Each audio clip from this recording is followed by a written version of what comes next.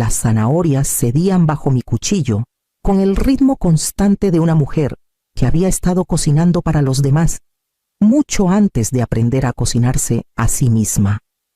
A las 5:30, la casa aún estaba envuelta en un silencio que solo rompía el raspado suave del acero contra la madera y el zumbido bajo del horno calentándose para recibir el hombro de cordero. Lo había frotado horas antes con romero y ajo, tal como le gustaba a Tomás cuando llegaba tarde de su turno en la fábrica. Ahora el aroma llenaba mi cocina, punzante y reconfortante, trayéndome a la memoria a un hombre que se había ido hacía más de 20 años. Pensaba en los años que siguieron a su partida, años en que sostuve 2 trabajos y aún así llegué a todas las reuniones con los maestros, a todos los partidos de fútbol, a todas las cenas que importaban. Calixto nunca supo lo cerca que estuve de perder la casa, ni cómo los cheques de horas extras en el escritorio de secretaria de la Prepa Oriente se iban directo a los depósitos para su matrícula en la Universidad de Puebla. Nunca preguntó, solo daba por sentado que las comidas, las cuentas, los sacrificios, aparecían como por arte de magia, puntuales como el sol.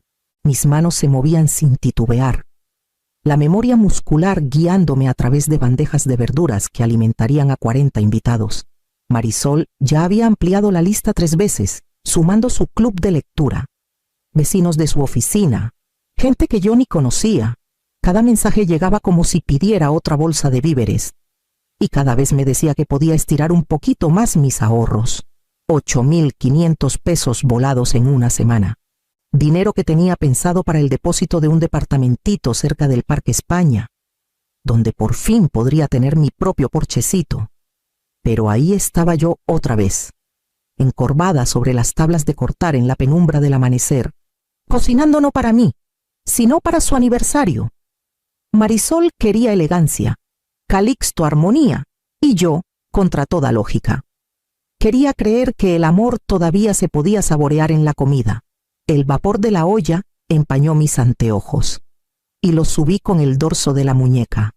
Casi podía oír la voz de Tomás, diciéndome que trabajaba demasiado, que merecía más que ser un fantasma. Pero la única forma que conocía para mantener unida a esta familia era con comidas que apenas notaban. El temporizador sonó para el cordero y abrí el horno, rociándolo como si ese gesto solo bastara para que me recordaran en sus vidas. A media tarde, el silencio de mi cocina se había trocado por el bullicio de voces que se derramaban por la casa de Calixto. La puerta principal se abría y cerraba sin parar.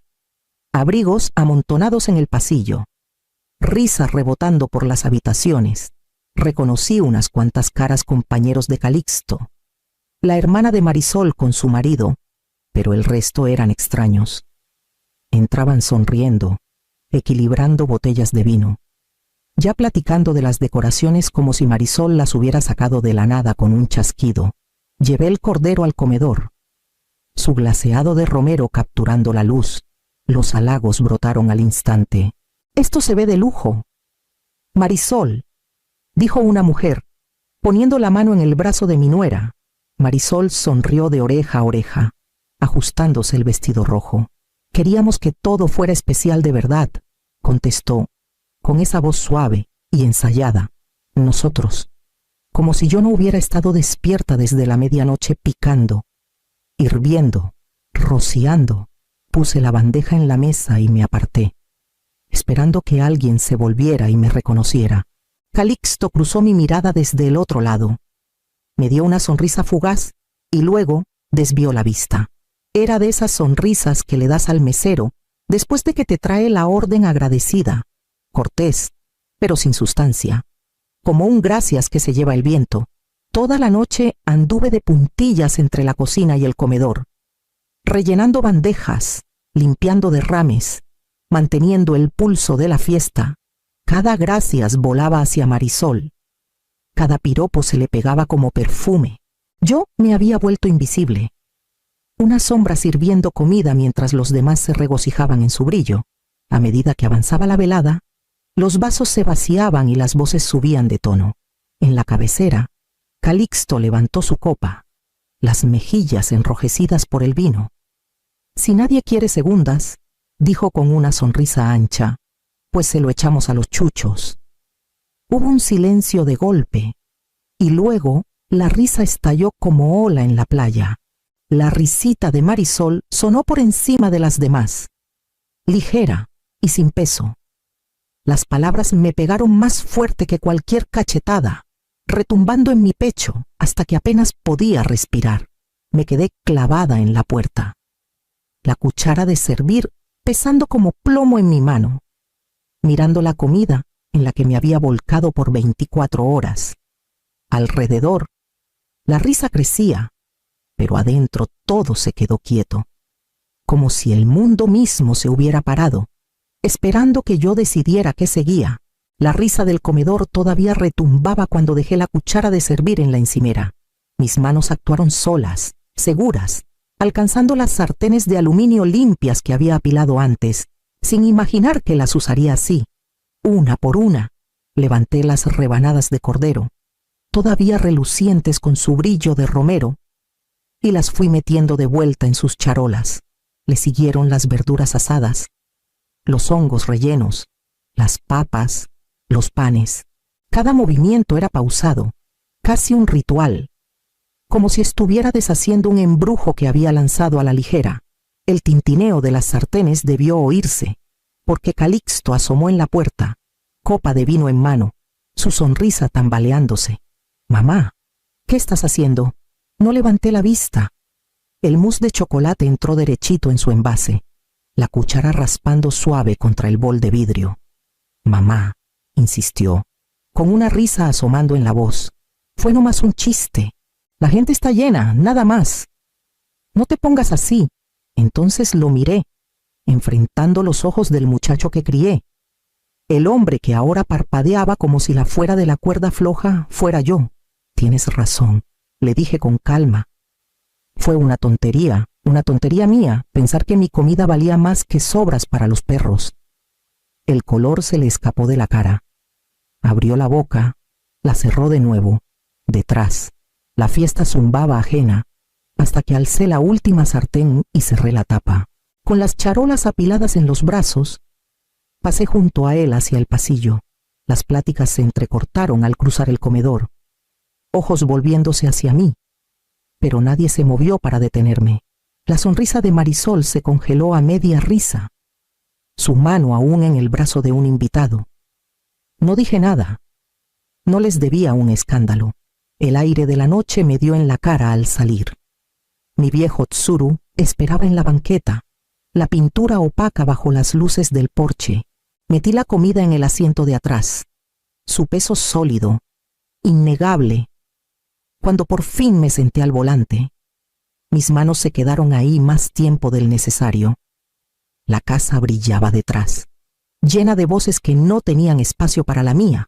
Arrancé el motor, sin saber si acababa de cortar el último hilo de familia o por fin había cosido un retazo de mi propia dignidad. El camino se extendía adelante, oscuro y conocido, pero mi mente se fue para atrás en vez de seguir. El silencio del carro abrió espacio para recuerdos que solía guardar bajo llave. A mediados de los 80, Monterrey era una ciudad que aún respiraba vapores de la industria. Tomaba turnos nocturnos en la línea de producción, catalogando químicos hasta que los ojos me ardían. Al alba caminaba por la ciudad a la prepa, donde me sentaba tras un escritorio de secretaria, contestando teléfonos con una voz que disimulaba el cansancio. Luego corría a casa para ponerme el mandil y empezar la cena, como si la fatiga fuera solo otro ingrediente para revolver en la olla. Calixto nunca vio el malabarismo. Era un chamaco de ojos grandes y necesidades crecientes. Y yo quería que se sintiera normal, que llegara a la escuela con su lonche repleto, con camisas limpias, que trajera amigos sin vergüenza. Me aseguraba de que el olor a caldo de pollo llenara la casa en días de lluvia, que las galletas se enfriaran en la mesa para sus cumpleaños, que pudiera creer que la estabilidad era nuestro derecho de cuna, aunque no lo fuera. En esos tiempos guardaba un sueño secreto como un retacito de tela en el bolsillo. un folleto de una escuela de gastronomía de la Ciudad de México, con páginas que prometían cocinas profesionales, cuchillos afilados y una vida donde mi cocina no era solo supervivencia, sino arte. Lo estudiaba hasta que las orillas se curvaron, trazando nombres de cursos que nunca tomaría.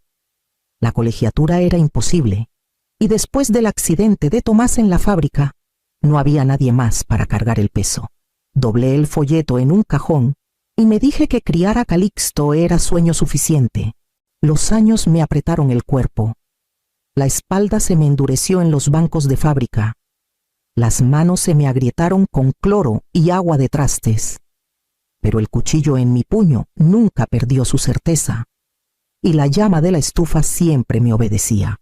Mi comida alimentó a maestros en kermeses, a vecinos en apuros, al equipo entero de basquet de mi hijo, más veces de las que podía contar. Aún así, los aplausos siempre se quedaban cortos, sin llegar a mí. Las comidas se esfumaban en estómagos, y mi nombre nunca las seguía. Manejando en la oscuridad ahora, apreté el volante. Cocinar era la única maña que ningún despido podía quitarme, el único regalo que había cargado intacto a través de décadas de renuncias. Y sin embargo, todavía lo despachaban con una risa, como si las horas que le di fueran sazón que nadie notaba. Las luces de la carretera se empañaban contra el parabrisas mientras repasaba el eco de la risa. El piquete en la voz de Calixto me decía que iba para casa, aunque la palabra sonaba frágil ahora, más como un refugio que un lugar donde encajaba. Mis manos iban firmes en el volante, pero adentro. Cada pensamiento se sacudía suelto. La vibración del celular cortó el silencio. Casi lo ignoro. Pero el nombre en la pantalla me hizo frenar. Jonás, el hijo de mi hermana, el que todavía llama en cumpleaños, el que todavía pasa con un cafecito cuando anda por el barrio. Tía Evelia, soltó antes de que yo dijera algo, la voz tensa de pánico. Gracias al cielo que contestaste. Estoy en un lío gordo. ¿Qué pasó? Sus palabras se atropellaban. El chef principal se había desmayado 1 hora antes con fiebre y vómito. El sous chef se había roto la muñeca ayer. Tenía 2 cocineros de línea que apenas manejaban entremeses. Y esa noche era la recepción de la boda de los López, 80 invitados. Cena servida en platos.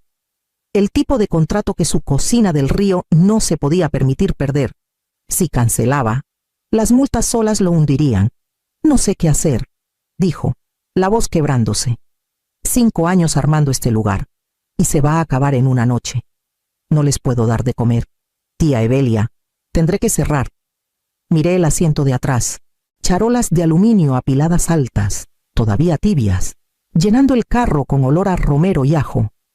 Comida despachada como sobras para perros hacía menos de 1 hora. Cordero, verduras, papas y mousse, suficiente para una multitud. Apreté el volante más. Jonás, le dije despacio, ¿qué hay en el menú? Me lo recitó ribeye con reducción de vino tinto, salmón, verduras asadas, papas duquesa, tarta de chocolate. Mi mente se puso en marcha. El cordero se podía cortar en láminas finas, vestirlo con una reducción. Las verduras ya estaban perfectas. Las papas se reinventaban. El mousse se volvía tartaleta si había frambuesas cerca.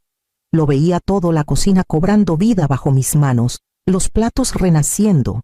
La ironía me dio duro. La comida que me humilló podría salvarlo todavía. Estoy a 15 minutos, le dije. Precalienta tus hornos. Balbuceó algo de no querer que yo cargara con esto, pero yo ya estaba dando la vuelta al carro. Faros cortando la noche hacia el centro de Monterrey. Las charolas se movieron un poco atrás mientras aceleraba, cada una llevando más que comida, llevando prueba de que mi labor, mi entrega, todavía valía algo. Y por primera vez en años, mi pulso se aceleró no de miedo, sino de propósito. La cocina del Río era un desmadre cuando metí el carro en el callejón angosto de atrás. Jonás ya estaba fuera. Mandil a medio atar, el pelo sudado, los ojos desorbitados.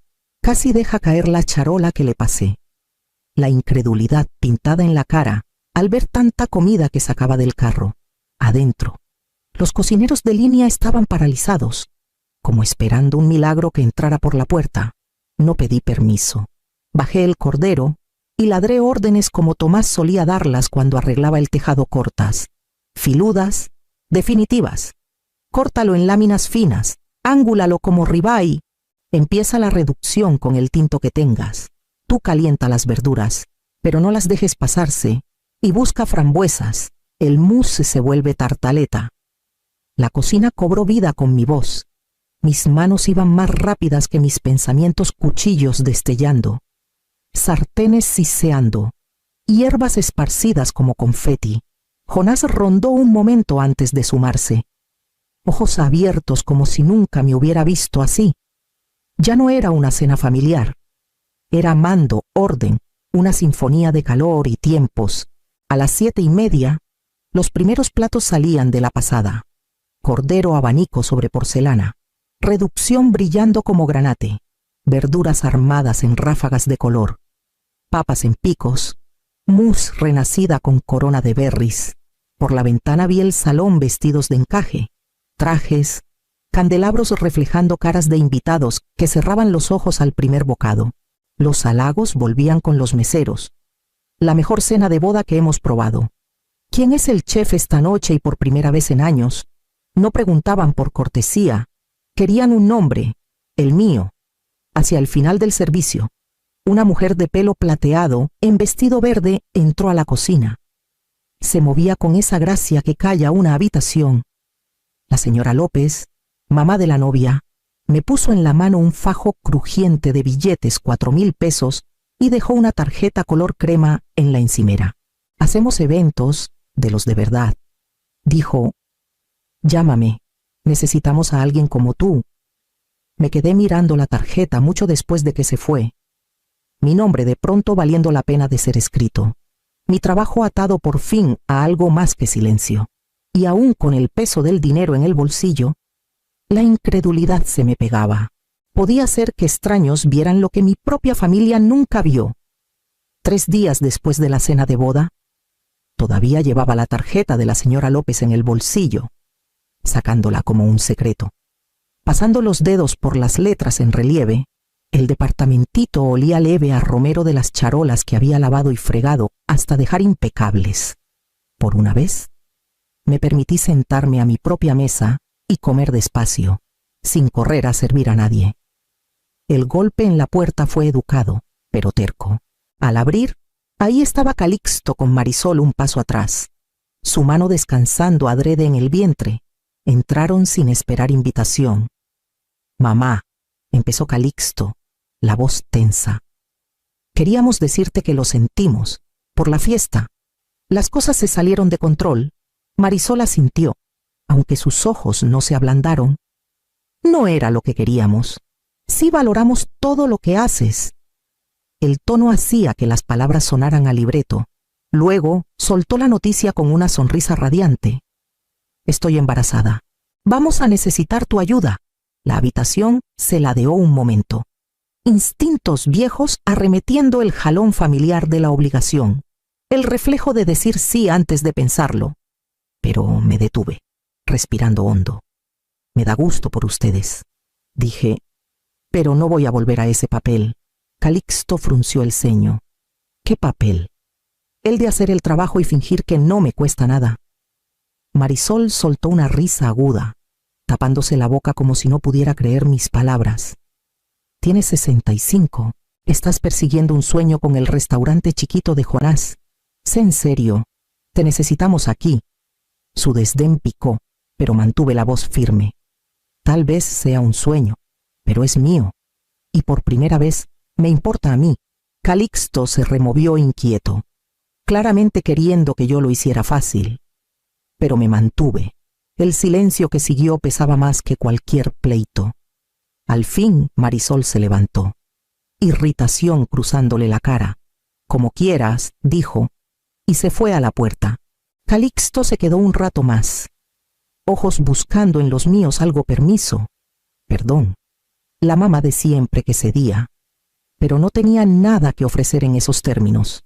Cuando la puerta se cerró tras ellos, metí la mano al bolsillo y toqué la tarjeta de nuevo. Sus bordes filudos y reales, recordándome que la próxima llamada no sería para ellos. La cocina del club campestre relucía con acero pulido y hileras de equipo que solo había visto en revistas. Me quedé quieta un momento, absorbiéndolo. El zumbido de los refrigeradores y el brillo filoso de las luces. Luego, el instinto tomó el mando. Me arremangué, até el mandil y empecé a trabajar como si hubiera estado ahí toda la vida. El menú era ambicioso: pato sellado con gastrique de cereza, risotto de hongos silvestres, espárragos asados con aceite de limón y suflés de chocolate de postre. Conocía cada paso, cada tiempo, porque lo había practicado en la cocina de Jonás hasta que mi cuerpo lo recordaba como respirar. El equipo se juntó alrededor, esperando. Algunos se llevaban más años en cocinas que yo en el mundo, pero cuando di instrucciones, escucharon. Base de risotto ahora, pato limpio y marcado. Mantengan el fuego parejo en las sartenes. Disparamos suflés en el segundo tiempo. Nadie cuestionó. Me decían chef, la palabra cayendo en su lugar como si siempre me hubiera pertenecido. El servicio arrancó y el ritmo era embriagador. Sartenes siseando, cucharas revolviendo, platos deslizándose en su sitio. Bajé por la línea, chequeando sazón, ajustando presentaciones, llamando tiempos. La cocina respondía al unísono, como música. Para el tercer plato, nos movíamos como un solo cuerpo. Por la ventana de servicio, atisbé el salón candelabros de cristal destellando. Hombres en trajes levantando copas, mujeres en vestidos inclinándose sobre sus platos. Cuando salió el pato, un mesero volvió corriendo con una sonrisa. La mesa 3 quiere saber quién es el chef. Sentí calor subir al pecho. No de las estufas, sino de un reconocimiento que era solo mío. Más tarde, cuando los suflés emergieron, hinchados y delicados, otro mesero regresó. Está aquí el director de la fundación del hospital. Quiere tu tarjeta. Dice que eres justo el talento que buscan. Al final de la noche, Katy me jaló aparte, los ojos brillantes. Chef Evelia, dijo, y oír mi nombre con ese título casi me partió en dos. Por décadas había sido invisible, conocida solo como la mamá de alguien, la ayudante de alguien. Ahora era alguien por derecho propio. Mientras el equipo limpiaba, me quedé en un rincón de la vasta cocina, el peso de la noche asentándose en mí, y supe que una puerta se había abierto que nunca podría cerrar. 6 meses después, el bodegón en la avenida Universidad ya no olía a polvo y aceite. Olía a cebollas caramelizándose, caldo hirviendo, chocolate derritiéndose. Las ventanas anchas dejaban entrar la luz de la mañana que rebotaba en mesones de acero inoxidable, iluminando el letrero sobre la entrada La Mesa de Evelia. Mi nombre, en letras lo bastante grandes para que cualquiera lo viera. Estábamos agendados hasta la primavera almuerzos corporativos, bodas, kermeses. Lo que empezó como una noche de auxilio en el restaurante de Jonás se había vuelto un negocio con equipo que me decía chef sin chistar. El pulso de la cocina era mío para marcar y por primera vez no solo llenaba estómagos, creaba recuerdos que la gente pagaba por llevarse. Una tarde, Calixto asomó en la puerta, la corbata floja después del trabajo. Se veía más chiquito de lo que recordaba. O tal vez yo por fin me paraba más derecha.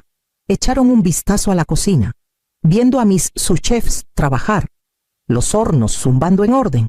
Mamá, dijo, la voz ronca. No te vi por quien eres. Lo siento. Me limpié las manos en un trapo y lo miré a los ojos. Siempre seré tu mamá. Y pronto, abuela. Pero no seré tu sirvienta. Asintió despacio, la vergüenza ablandándole la cara. Lo entiendo, no quiero perderte. No así. Entonces ven aquí, le dije, señalando el espacio alrededor. En mis términos, una semana después, Marisol llamó. El tono era otro, menos cortante, casi tentativo.